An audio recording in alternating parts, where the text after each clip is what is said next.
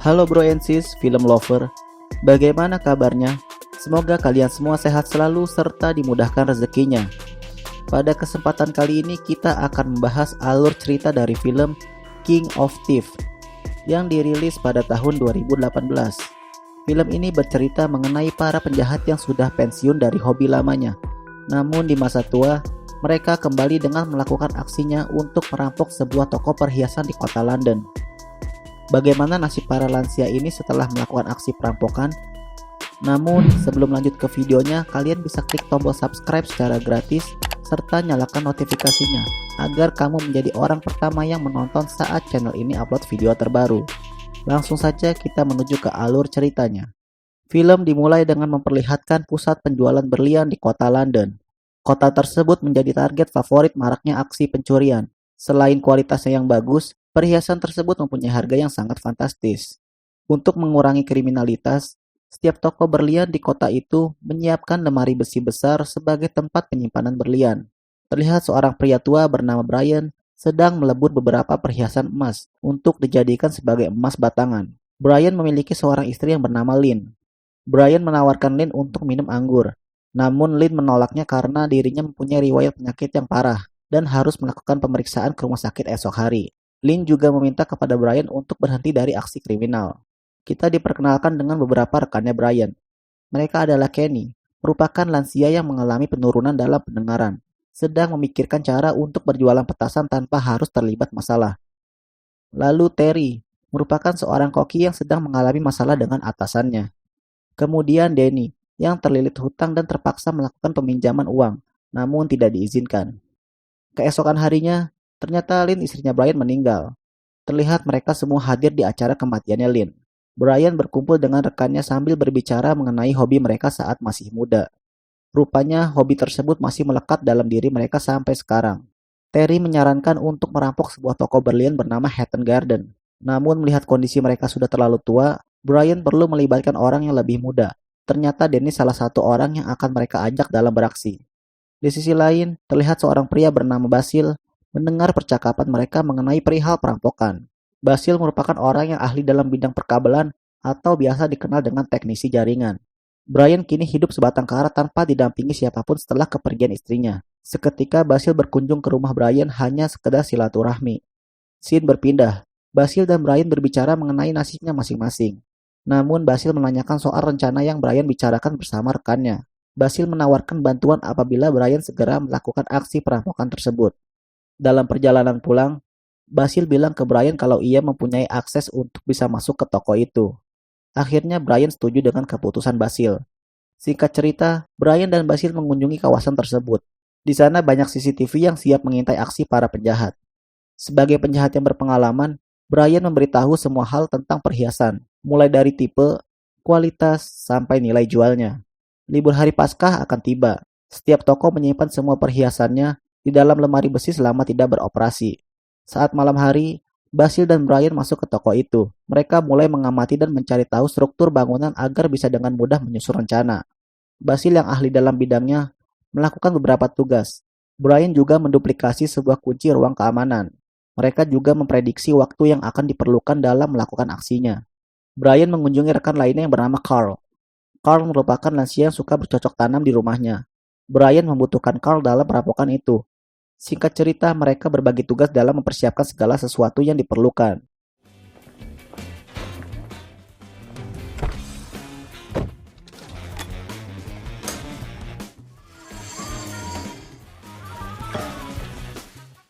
Mereka juga menyewa sebuah mobil van lalu menyamar sebagai petugas gas. Malam hari pun tiba. Mereka semua menuju ke toko itu. Kemudian Basil masuk terlebih dahulu untuk memberikan akses pintu masuk kepada yang lain. Tanpa sengaja, Terry bercanda dengan Basil sampai melepas sedikit penyamarannya. Akhirnya mereka semua berhasil masuk ke toko tersebut, terkecuali Kenny yang hanya bertugas memantau kondisi di luar toko. Mereka semua melakukan tugasnya masing-masing. Basil dan Danny akan mengakses sebuah ruangan keamanan yang dipasangkan alarm. Basil harus bisa mematikan alarm tersebut dalam waktu kurang dari 1 menit. Apabila gagal, polisi akan datang ke lokasi. Saat alarm berbunyi, Basil berusaha mencari kabel tersebut. Akhirnya ia berhasil memotong kabel alarm itu. Namun Brian menanyakan satu lampu yang masih menyala. Ternyata ada satu alarm di luar toko yang terpicu aktif. Basil segera menanyakan Kenny soal kondisi di luar. Namun, Kenny justru tertidur pulas. Akhirnya Basil menyusul Kenny, lalu meminta Kenny untuk tetap mengamankan situasi. Akhirnya mereka sampai di ruangan berangkas itu, namun posisi mereka berada di balik tembok belakang berangkas. Mereka langsung mempersiapkan alat bor untuk melubangi dinding. Proses tersebut cukup memakan waktu. Basil juga berhasil mematikan alarm yang berada di luar. Namun alarm tersebut sudah berbunyi sangat lama. Tiba-tiba ada seorang petugas keamanan yang datang ke lokasi untuk memeriksa tempat itu. Kenny yang sadar langsung melaporkan kepada temannya. Seketika proses pengeboran dihentikan sementara. Kenny terus memberitahu gerak-gerik si petugas, agar mereka yang di dalam juga tahu situasi di luar saat itu. Setelah petugas keamanan itu pergi, mereka segera melanjutkan pekerjaannya. Terry seketika merasa pusing. Carl diminta untuk menggantikan sementara dalam proses pengeboran. Namun Carl tidak mahir menggunakan alat tersebut. Akhirnya Danny pun mengambil alih. Setelah memakan waktu yang cukup lama, akhirnya dinding tersebut berhasil dilubangi. Mereka memasang bracket sebagai penyangga alat pompa untuk mendorong lemari besi tersebut. Kali ini Carl yang melakukan tugas itu. Namun lemari itu tidak sedikit pun bergerak. Seketika alat tersebut rusak. Situasi di antara mereka menjadi kacau. Terry menganggap kalau Carl tidak bisa bekerja dengan baik. Brian bertanggung jawab atas hal itu karena dirinya yang mengajak Carl untuk bergabung. Tetapi Terry justru menyalahkan Brian dengan melibatkan istrinya yang sudah meninggal. Hal tersebut membuat Brian marah. Situasi antara mereka berdua pun mulai memanas. Namun Danny segera melerai mereka untuk tidak bertengkar. Tidak terasa waktu sudah pagi. Akhirnya mereka semua sepakat untuk melanjutkannya malam nanti. Kita diperlihatkan dengan seorang lansia pengantar ikan yang bernama Billy. Kenny berinisiatif mengajak Billy untuk terlibat dalam aksi perampokan itu. Kenny menugaskan Billy sebagai penadah barang-barang hasil curian. Namun Brian yang baru mengetahui hal itu, terlihat marah dan tidak setuju kalau Billy ikut bergabung dengan mereka. Karena itu semua merupakan tindakan di luar rencana dan takut terjadi kekacauan. Akhirnya Brian mengundurkan diri dari aksi perampokan tersebut. Danny dan Terry sudah mendengar informasi keluarnya Brian dari pekerjaan itu. Mereka menganggap kalau Brian merupakan pengecut karena meninggalkan temannya dalam situasi yang rumit. Danny dan Terry memutuskan untuk membeli alat pendorong yang baru. Saat malam hari, mereka melanjutkan pekerjaannya lagi.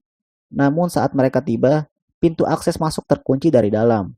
Basil yang mempunyai kunci toko itu ternyata sedang bersama dengan Brian di sebuah kafe. Brian menasihati Basil untuk berhenti melakukan perampokan. Namun Basil tidak bisa karena sudah terlanjur terlibat. Basil meminta saran kepada Brian perihal barang yang akan ia ambil nantinya. Brian akan memberitahu soal itu, tetapi dengan syarat dirinya harus menerima imbalan 50% dari hasil yang Basil dapatkan. Brian memberikan kode barang serta nomor kotak yang berisikan barang terbaik di dalamnya. Brian dan Basil juga sepakat untuk bertemu kembali saat semua itu berhasil. Di sisi lain, mereka yang sudah terlalu lama menunggu, seketika Carl memutuskan untuk keluar dari aksi tersebut. Danny dan Terry tidak begitu peduli dengan Carl. Justru mereka menyuruh Carl untuk segera pergi. Akhirnya Basil datang. Mereka pun segera melanjutkan pekerjaannya. Dengan alat baru yang mereka miliki, lemari besi itu berhasil dirobohkan. Tanpa pikir panjang, mereka langsung masuk dan menjarah semua barang di lemari tersebut sampai tak tersisa. Namun Basil juga tidak lupa mengutamakan kotak yang sudah ditargetkan. Singkat cerita, hari libur Paskah telah berakhir. Ternyata polisi sudah memenuhi lokasi TKP untuk melakukan investigasi. Media memberitakan tentang kejadian tersebut. Laporan sementara mengenai hasil perampokan bernilai sekitar 300 juta pounds. Polisi juga memastikan terdapat banyak emas batangan di lemari itu dan salah satunya bernilai 5 juta pounds, serta menjadi perampokan terbesar dalam sejarah kejahatan di Inggris. Sementara itu, mereka semua sedang berkumpul untuk membagi rata hasil yang mereka dapat. Namun Basil meminta kalau hasil tersebut juga diberikan kepada Brian yang sudah menyusun rencana perampokan. Terry yang mendengar itu seketika marah sambil membanting kursi. Basil pun langsung pergi sambil membawa bagiannya.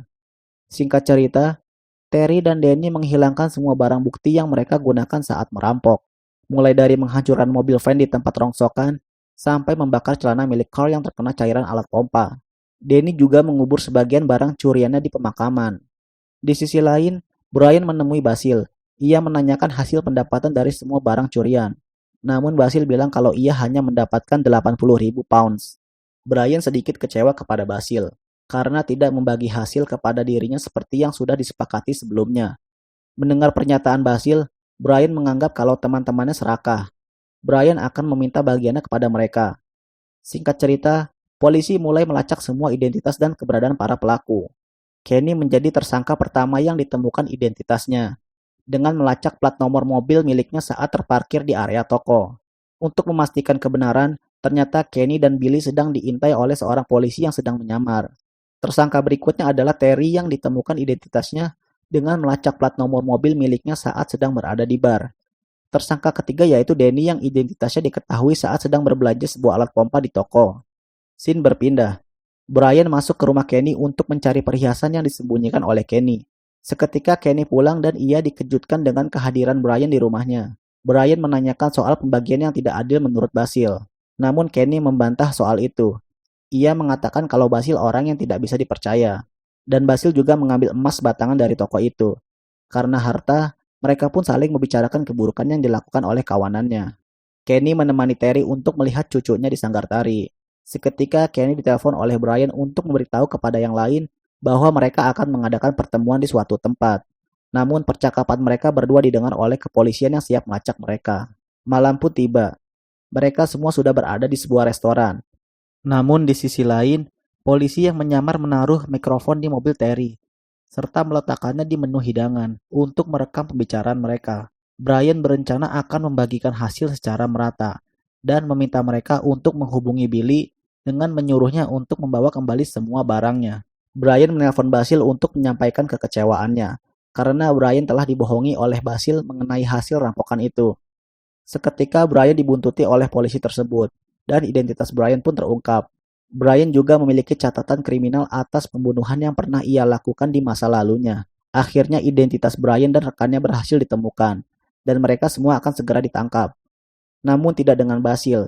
Ia berhasil kabur dengan membawa berlian yang mempunyai kualitas terbaik dan dirinya hanya menjadi buronan polisi karena identitas Basil belum diketahui. Singkat cerita, mereka akan mengambil perhiasan yang disimpan oleh Billy. Namun Terry mengkhianati rencana Brian yang akan bertemu di rumah Brian. Mereka mengumpulkan barang itu di rumah Terry. Saat tiba, mereka kesal saat mengetahui barang yang besar tidak berada di salah satu tas tersebut. Danny dan Terry menuduh Kenny telah menghilangkannya. Terlihat Brian sedang menunggu kehadiran rekannya. Namun ia justru melihat polisi yang sudah berada di lokasi. Akhirnya mereka semua diringkus tanpa bisa melarikan diri. Brian juga menyerahkan diri kepada polisi. Billy dan Carl juga ikut diamankan karena sudah terlibat dalam melakukan tindak kejahatan.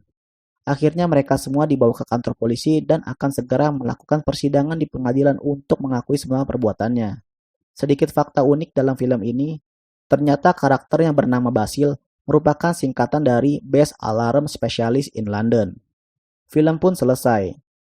Sekian alur cerita dari film King of Thieves, semoga kalian terhibur.